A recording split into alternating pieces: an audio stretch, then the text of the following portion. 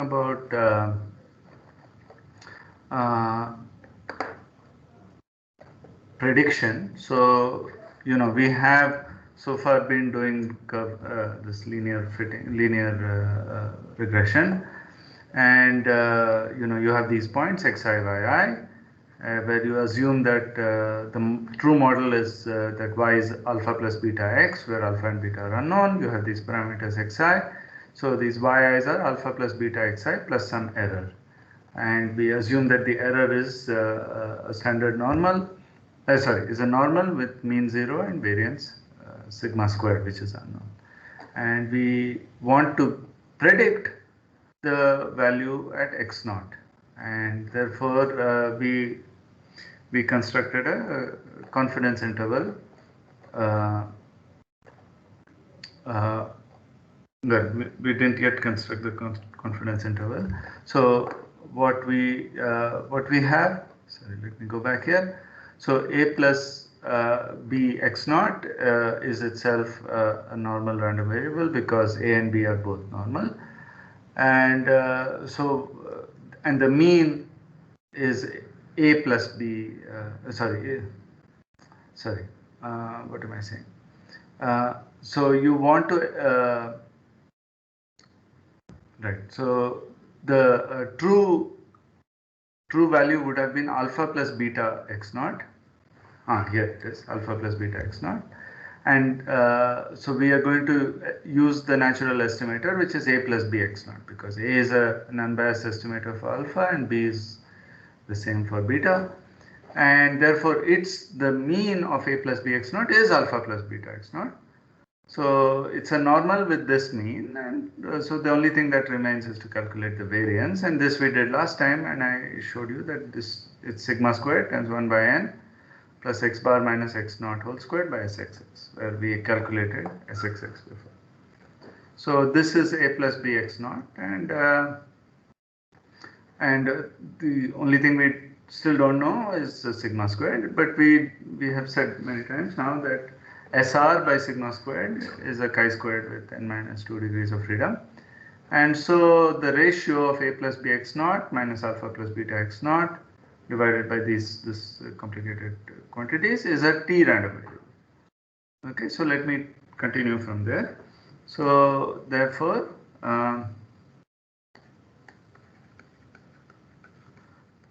we can construct a confidence interval, 100 1 minus gamma confidence interval. We are using gamma because alpha and beta are both taken.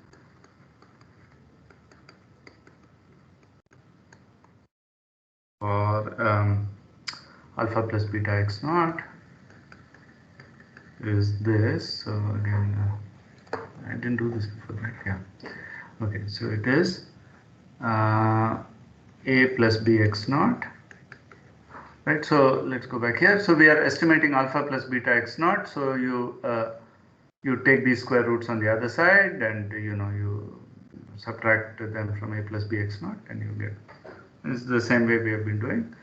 So minus this complicated square root. So I'll write it once and then copy 1 by n plus x naught minus x bar whole squared by sxx times square root of SR by n minus 2 times t gamma by 2. So this is a two-sided confidence interval, n minus 2, and I hope to have enough space to copy paste a plus bx naught plus the same thing.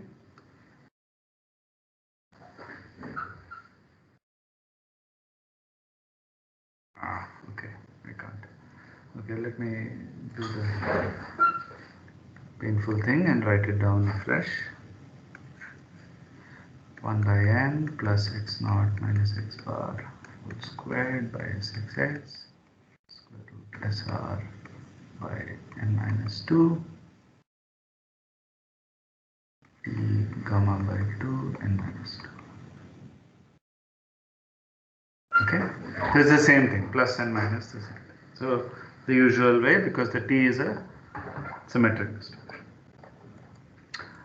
Okay, so let me go back to the example. to the father-son height example, which we used for looking at regression towards the mean. So let me evaluate all the quantities. So this was son's versus father's height. So the x values are the father's height, the y values are the son's heights, and this is the end, this is the table, and we had plotted this. So we had shown that there's regression towards the mean in the sense that beta is less than 1.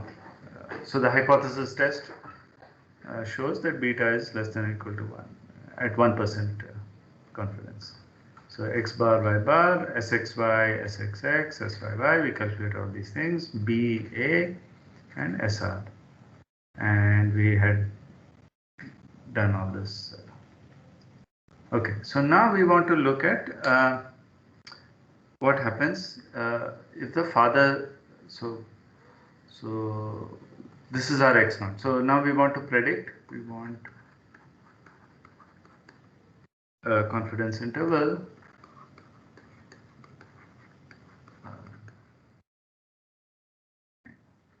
95% confidence interval for the heights of males whose fathers have height 68 inches. So that's what we are doing now. So now n is 10. So we have 68. So we want to calculate all these quantities. So x bar is roughly 60 or close to 67. Sxx is close to 171.5, and SR is already about 1.5.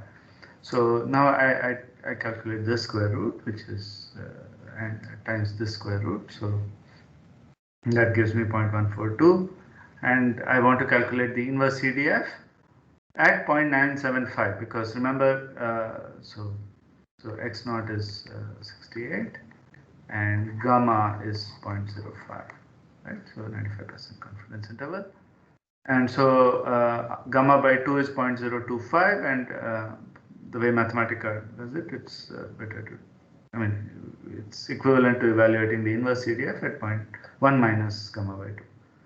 So you get 2.3, and remember from our values a plus bx naught is about 67.5, and so these so I have exactly calculated this quantity and this quantity, and I get 67.24 to 67.89. Yeah, 9. So from the calculations,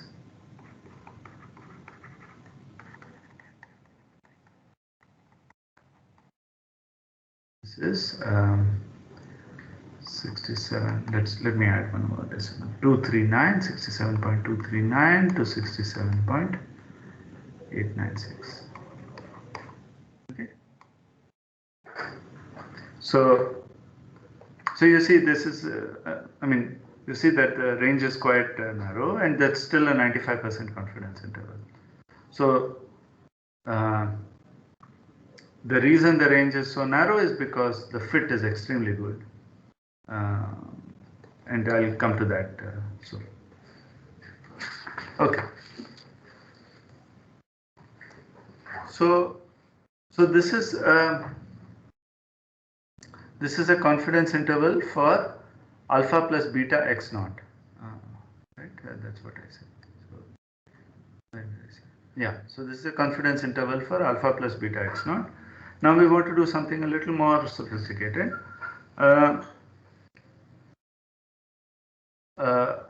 So let y naught be the predicted value, at x naught.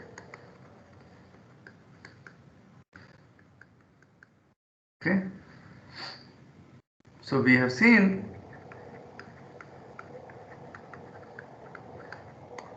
that the mean of y naught is alpha plus beta x naught, is a plus b x naught.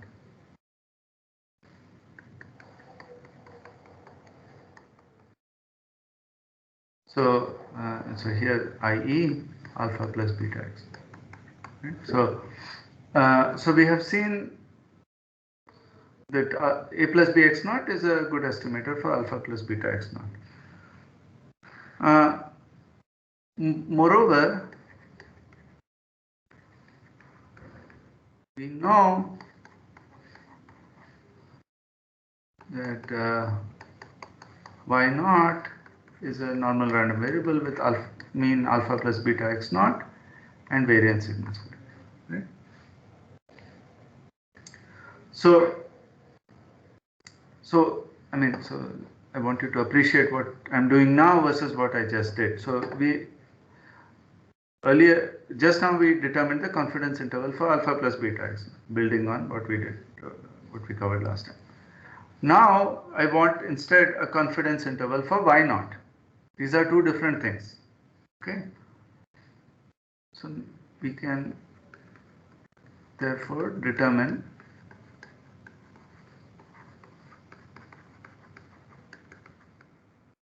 confidence interval for y naught. This is a bit complicated because you don't know alpha plus beta x naught, but you do know a plus b x naught. So we know, maybe I just wrote it. Recall that a plus b x naught is itself a normal random variable with mean alpha plus beta x naught and variance that I calculated at the end of last class, which is sigma squared 1 by n plus x naught minus x bar whole squared by sxx.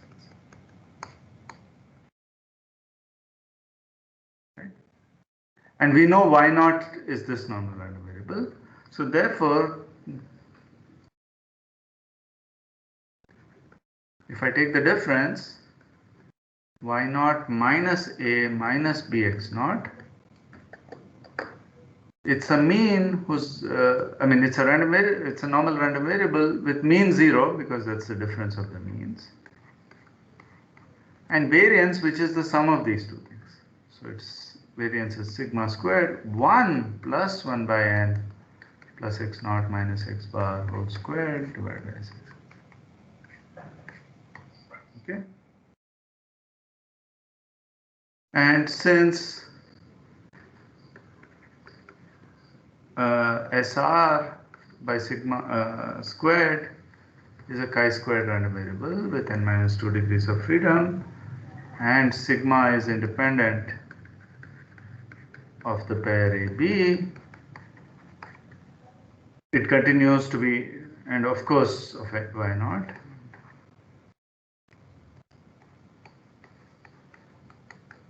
Because y naught is independent of all the other yi's from which you and SR. See, y naught is independent of all the yi's. You use the yi's and xi's to calculate a and b. So SR is independent of all those, and therefore also y naught. We have, in the same way as before,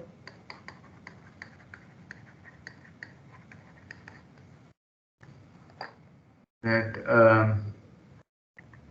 y naught minus a minus bx naught divided by square root of, let me break the square root. Okay, let me first write this. N plus 1 by n plus x naught minus x bar whole squared by sxx. Write the square root now. Times square root of SR n minus 2. Is a t random variable with n minus 2. Okay, so this is the same strategy as before, except that there's an extra n here because that's the 1 plus 1 by n. Okay. if you want, if you prefer that right one plus 1. Okay.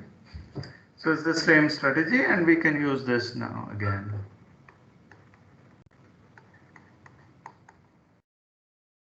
To obtain confidence intervals and design hypothesis tests.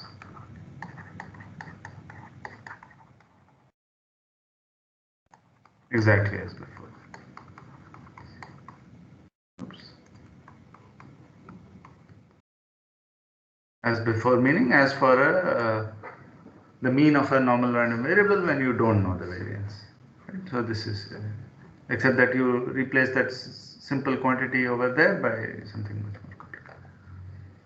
But nonetheless, everything is determined from data. Are there any questions?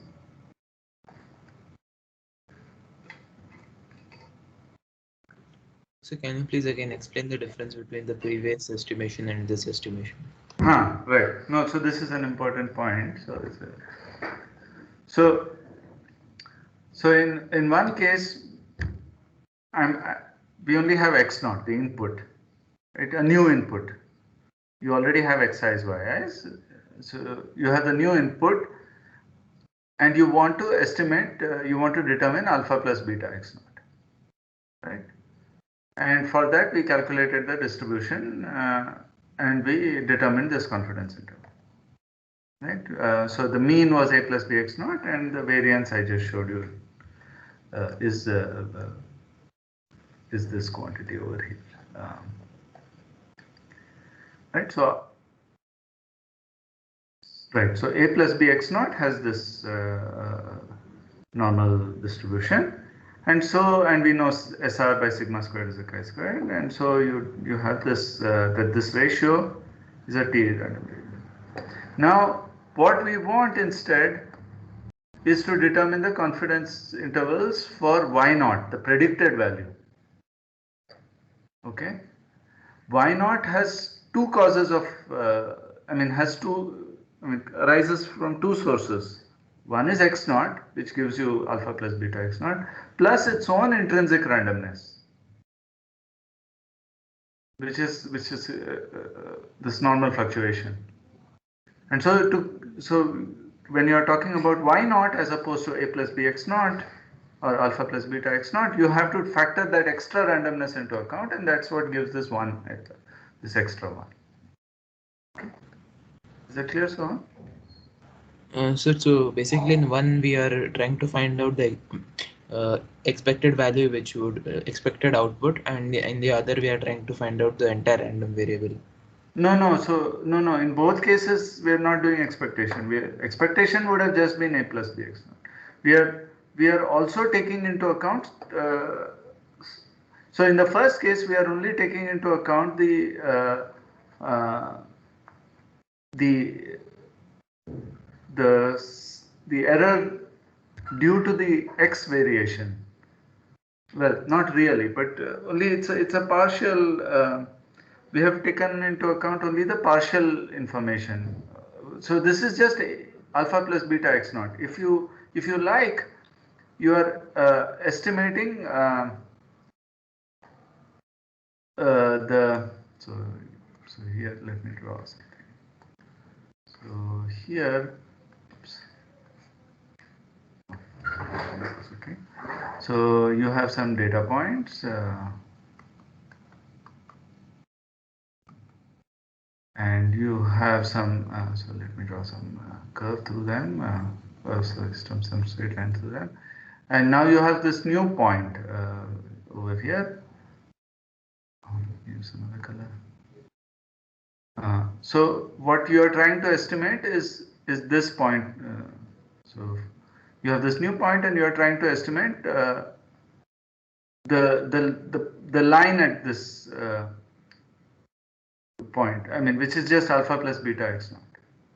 But if you want a new data point here, where will it lie? That will give you some additional error because of the intrinsic error in measuring y naught. Okay. given x naught. So there's an additional cause of error which you have ignored when you just did alpha plus beta x naught. That is the point. Okay, sir.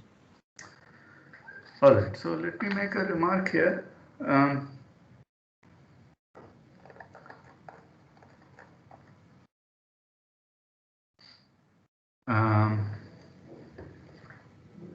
I? Yeah. Okay, before the remark, let's go back to the example.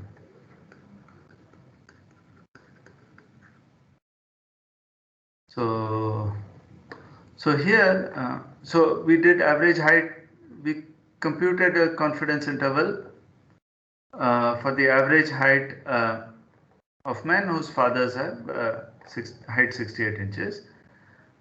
Okay, so I should have used the term. Okay, so let me do that here. Sorry about that, I should have said. Uh, hmm.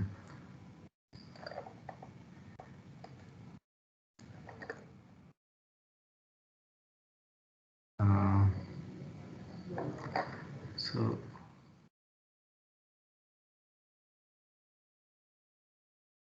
I'll just mention some term. Such an interval, such a confidence interval is called a prediction interval.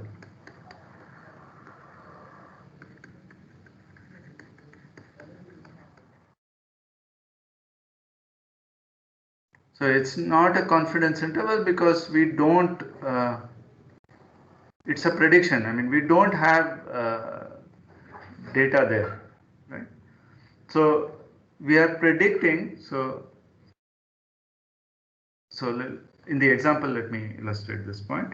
So let's compute a prediction interval for the same problem. So for the same problem,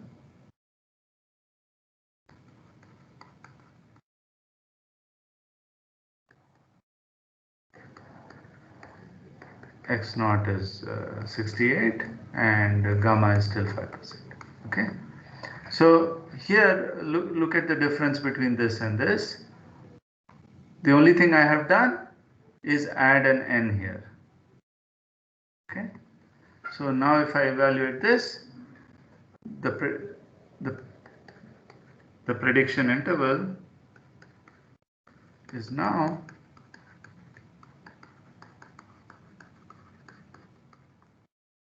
what? It's 66.52 to 68.62. And notice that this is wider than the confidence interval for alpha plus beta x naught, because we have to take into account this extra fluctuation from the variance sigma, right? So we are so what is the statement? So in terms, what does the prediction interval say? That we are 95% certain, or we have 95% confidence that the height of a male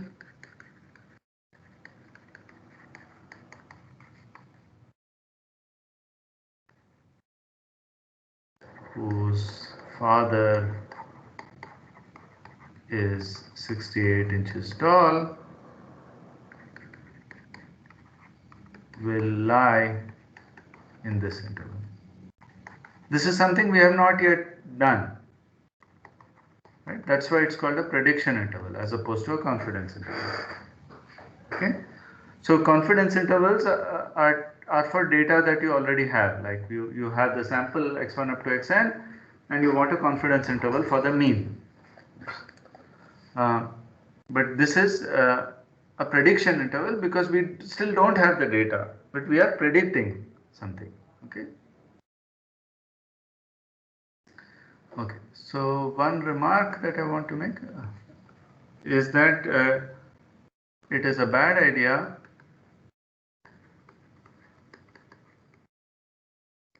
to choose x naught to be far beyond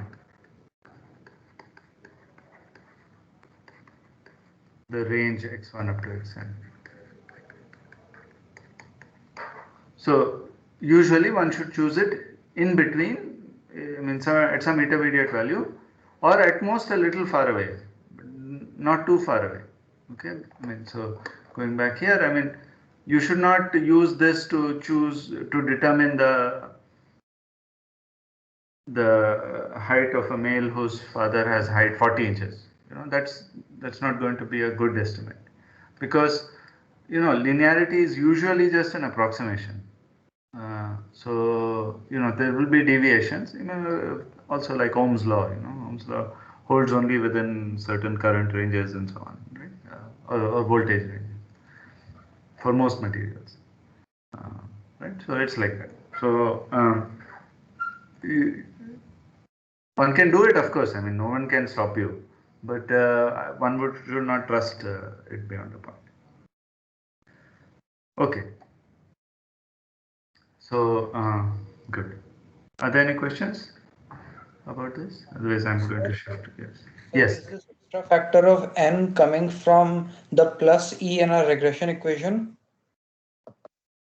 Yeah, sort of. I mean, it's the same thing. I mean, because y naught has itself its intrinsic error, which has mean 0 and variance sigma squared. Yeah, that's exactly. Okay, sir. So the first one was the prediction for the mean of the y naught variable, and the second one was the prediction for the actual value of Exactly. the. Okay, sir. Thank you. Yes, exactly. That's right.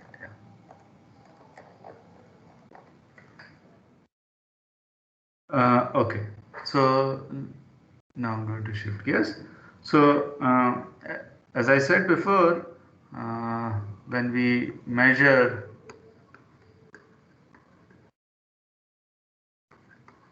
the responses yi's to inputs xi's,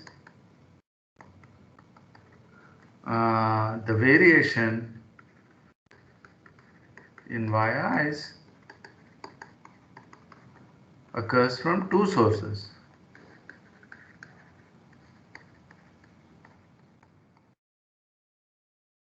The first one is because from the uh, different means related to xi's. Right? So yi's have I mean different xi's gives rise to different yi's, because the yi has is a normal random variable whose mean is alpha plus beta xi. So different xi's will give you different yi. So and as I said, each yi comes with its own error.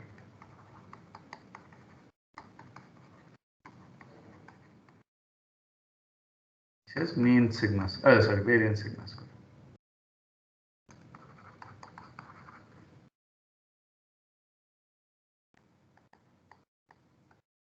Right. So the error in B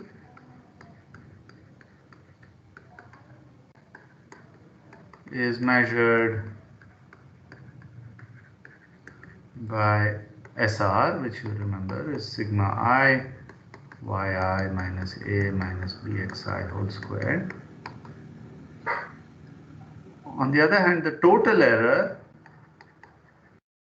the total variation,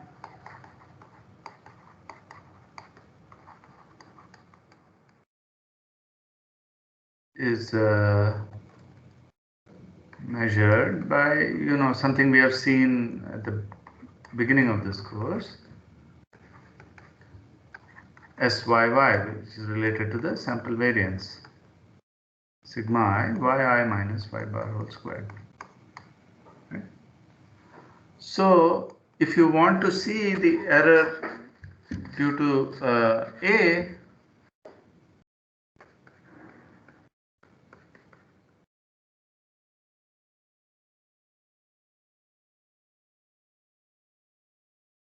is SY minus SR. Right? That's what it it seems natural to be. And this quantity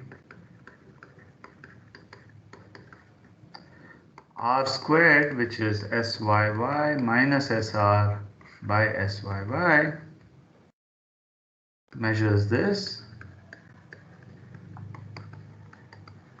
and is called the coefficient of determination.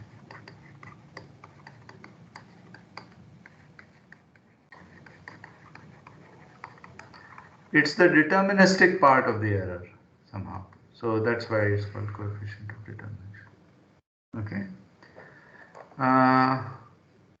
So the fact that I'm calling it r squared should lead you to wonder something. So as an exercise,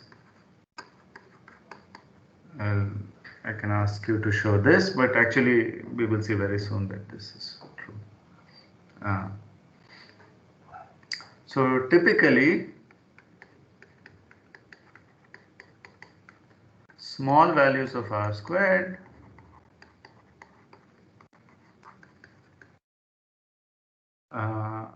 say that inputs have little effect on the variation, because you have subtracted off the errors due to the intrinsic variation, and so this if r squared is small, that means there's not much effect due to A, which means the input is not really affecting things too much. Okay, so let's go back to the example and compute r squared, sorry, coefficient of determination. So again, there's nothing much to do. I've already evaluated all these quantities. R squared is 1 minus SR by SYY, which is 0.96. So in this case, R squared is, so I've written, so this is SYY minus SR by SYY. So it's 1 minus SR by SYY, which is 1 minus, okay, so I have all these quantities. Let me go up and check what they are. So SR was 1.49 divided by SYY, which is 38.5. So you see this is a very small number, and as expected you get something very close to 1, which is 0.964, about 0.96. Okay, and you see that this is very close to 1, which means that that we have sort of accounted for all the which means that inputs are having significant effect on the variation, and somehow that is an indicator of a good fit. In general, high values of r squared indicate a good fit.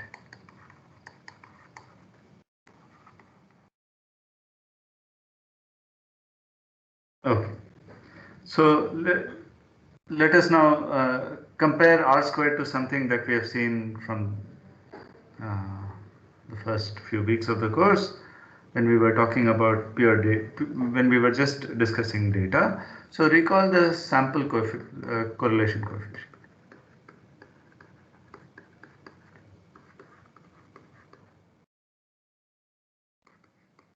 We called R. This is sum over I, xi minus x bar times yi minus y bar divided by square root of sigma I xi minus x bar whole squared sigma j yi minus y bar whole squared. So in terms of the quantities that we have defined here, this is s small x capital Y divided by square root of s xx s y y. Right? This is exactly what small r is. And what did this measure? Can anyone recall? What did small r measure? The linearity of the x's and y's, the degree of linearity of relation. What do you mean exactly by degree of linearity? If r is sorry, if the correlation is the correlation coefficient is close to 1, then it will definitely be the relation between the y and x will be y is equal to a plus bx, or b is positive, and similarly for negative 1. Right. So no, I would not say. I would not say exactly that. It just says that high R measures how high and low values of the input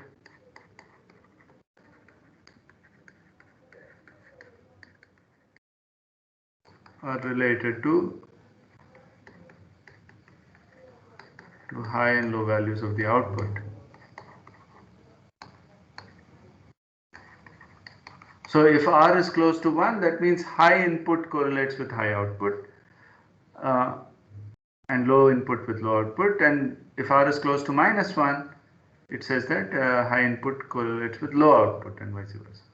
Right? So I mean, it's not about linearity per se. It's just about how they relate to each other. Okay.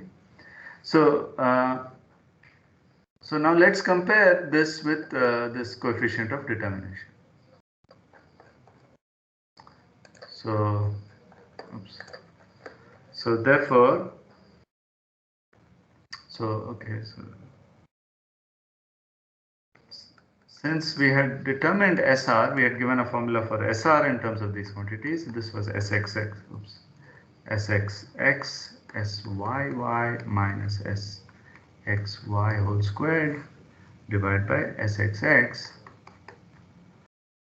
This implies SXY whole squared in terms of SR is SXX SYY minus SXX SR. And so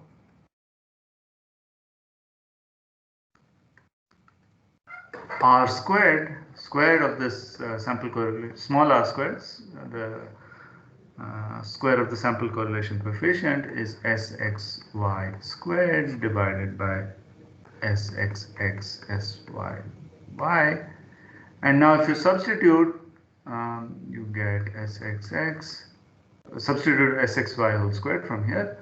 SXX is common, so it's SYY minus SR divided by SXX SYY.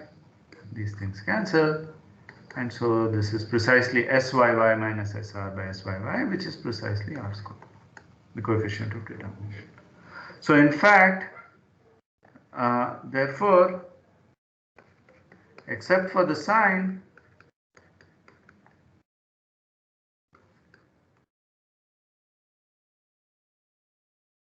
the sample correlation coefficient, so this implies R mod R is square root of R squared. And so the sample correlation coefficient, except for the sign, is the square root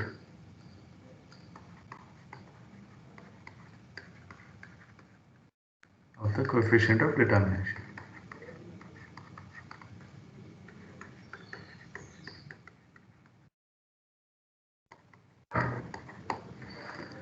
Okay.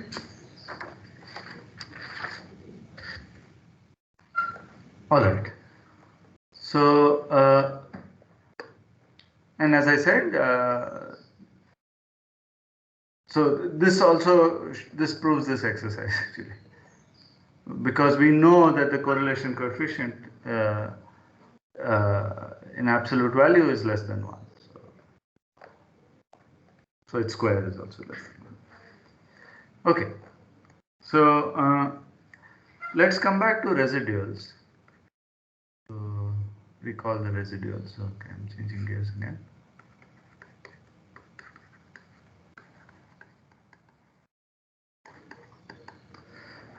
Which were yi minus a minus bxi. This was the extra term. So how do you check if a given fit is good?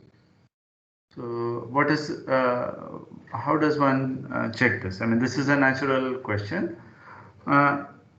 So since yi's are normals with mean alpha plus beta xi and variance sigma squared, and as I said, A, B are unbiased estimators.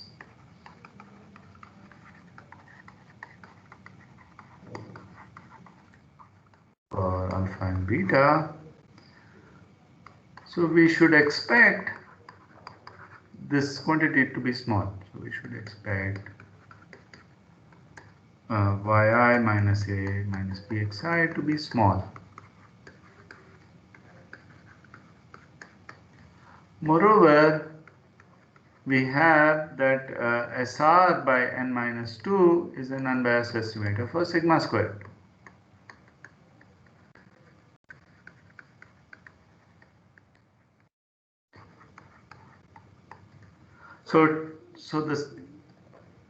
So therefore, I mean, if you treat this quantity as a proxy for sigma squared, then you have this divided by the square root of this to be a standard norm. And that's called the standardized residual. The standardized residuals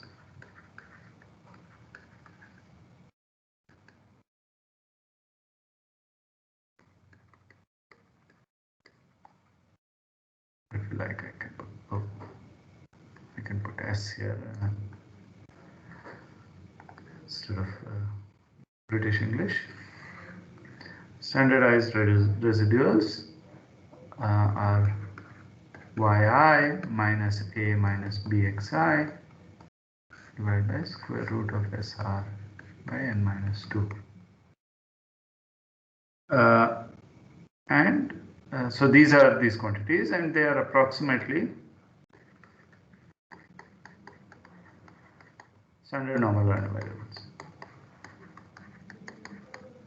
Okay. Therefore, what can we say? These should lie in minus 1.96 to plus 1.96, which is approximately minus 2 to 2, about 95% of the time.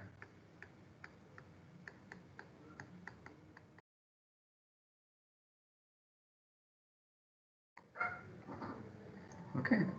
So let me sort of draw 3 figures for the standardized residuals, and you tell me which one is which is good and which is not. So okay. So three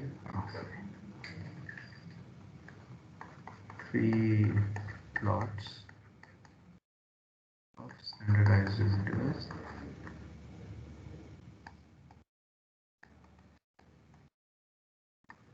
So let's say figure 1.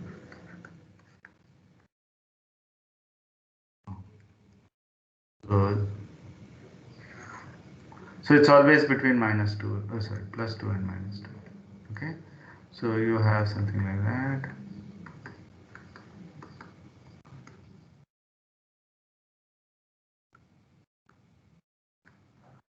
This is 1, figure 2.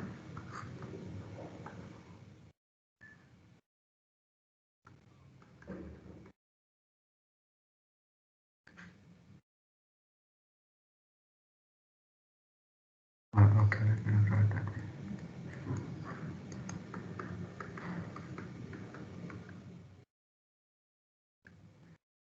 And figure 3,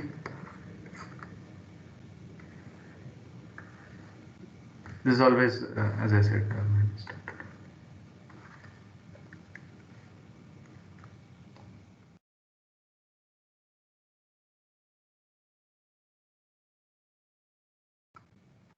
Okay. So which do you think is a better best fit and why? Anybody?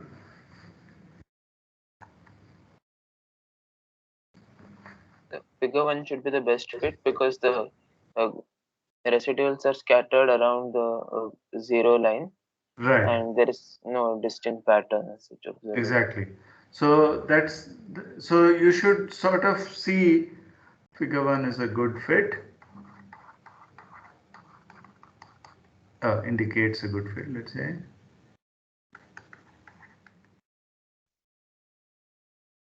Because the data have no discernible pattern.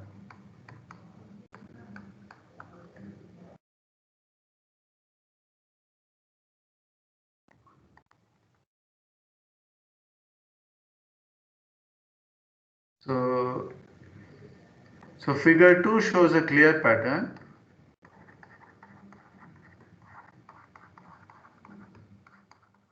And so it indicates that errors are getting going from one, you're erring more on one side rather than the other. I mean, there's some outliers, but otherwise you're erring more on one side than the other in one case, and I mean, when for low data and for high data it's the other way around. So this shows a clear pattern and indicates therefore that a higher degree fit would be better.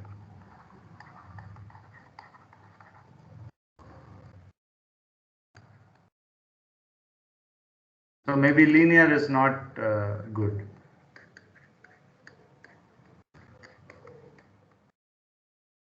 What about figure 3? Anybody has an opinion? That also has there's an important point there.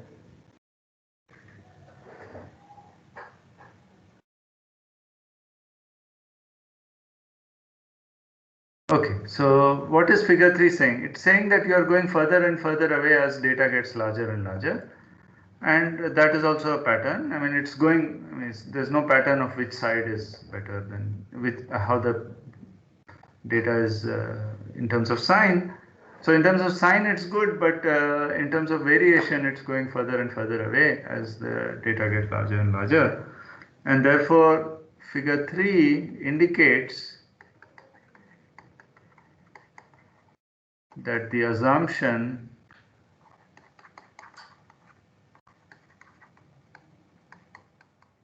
of constant variance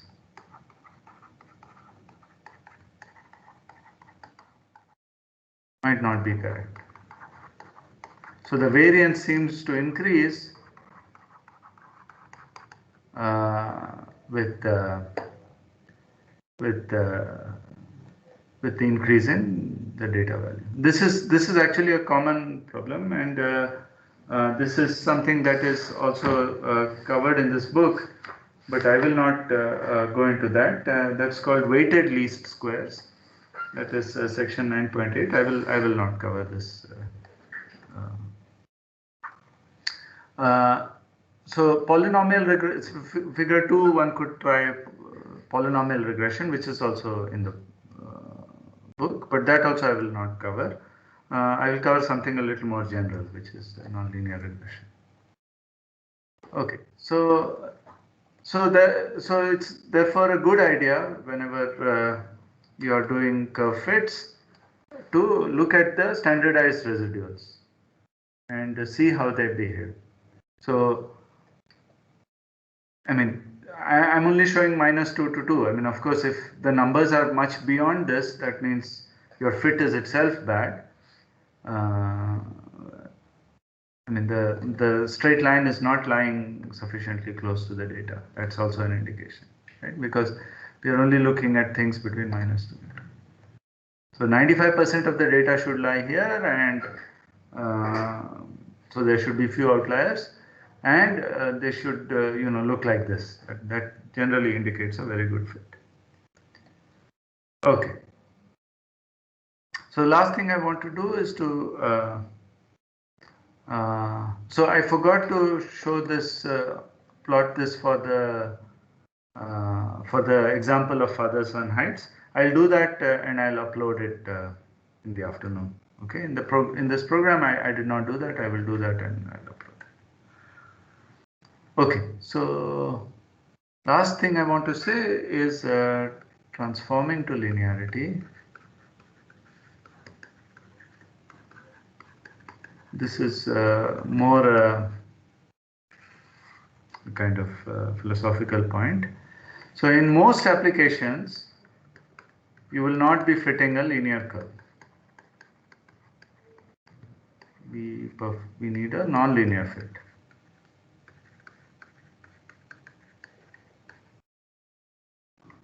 Right? Then what do you do? So let me illustrate this with an exponential example. So example, suppose y of t is some constant c times e to the minus some other constant times d. So c and d are constants, right? And we want to determine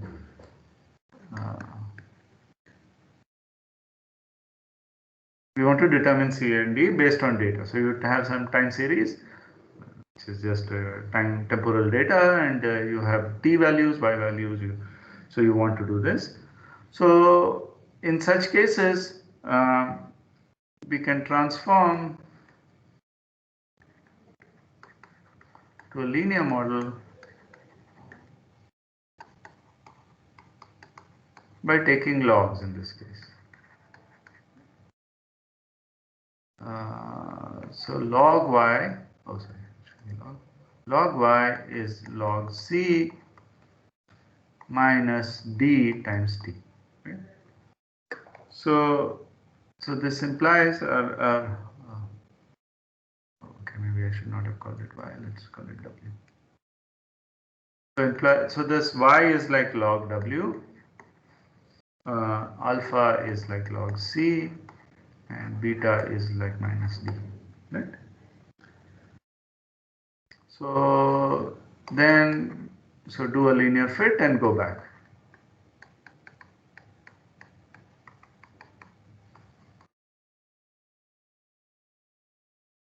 So take exponentials again, right? Oops. So, but this is pure convenience. So I should warn you. So caveat.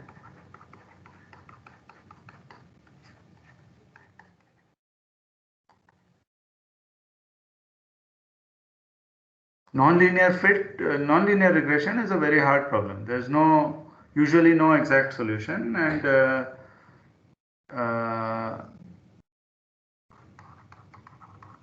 since nonlinear regression is hard.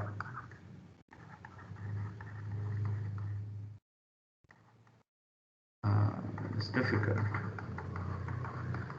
Okay, and no exact formula, no simple formulas are available. But you can use programs nowadays to do these things.